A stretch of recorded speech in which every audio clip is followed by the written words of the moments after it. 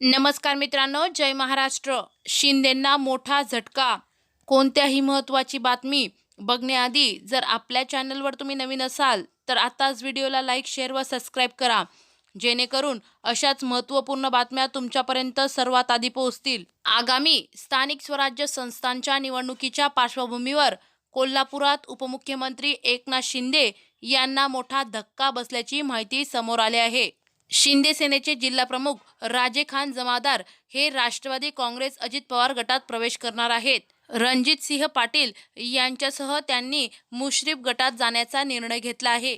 मुरगुड तालुक्यातील सर्वसामान्य माणसाला जे न्याय देतील त्यांच्यासह राहून सर्वांगीण विकास करण्याच्या उद्देशाने रणजितसिंह पाटील यांच्या नेतृत्वाखाली मंत्री हसन मुश्रीफ यांच्या गटात जाहीर प्रवेश करत असल्याचे राजे खान जमादार यांनी स्पष्ट केले.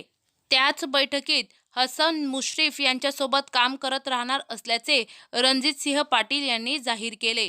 रणजितसिंह पाटील हे माजी नगराध्यक्ष प्रवीणसिंह पाटील यांचे बंधू आणि गोकुळचे माजी अध्यक्ष आहेत. रणजितसिंह पाटील यांचे राजे खान जमादार हे निकटवर्तीय आहेत. प्रवीणसिंह पाटील यांनी हसन मुश्रीफ यांची साथ सोडून भारतीय जनता पक्षामध्ये प्रवेश करण्याचे जाहीर केले. त्यानंतर आता रणजितसिंह पाटील आणि राजे खान जमादार यांनी मुश्रीफ गटात जाण्यासाठी घोषणा केली आहे.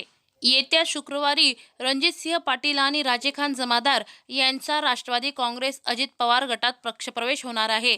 या पक्षप्रवेशाला उपमुख्यमंत्री अजित पवार, सुनील तटकरे, मंत्री हसन मुश्रीफ यांच्या उपस्थितीमध्ये हे दोन नेते 500हून अधिक कार्यकर्त्यांसह राष्ट्रवादी काँग्रेस पक्षात पक्षप्रवेश करणार आहेत. त्यामुळे शिंदे गटाचं आणखी टेन्शन वाढून मोठं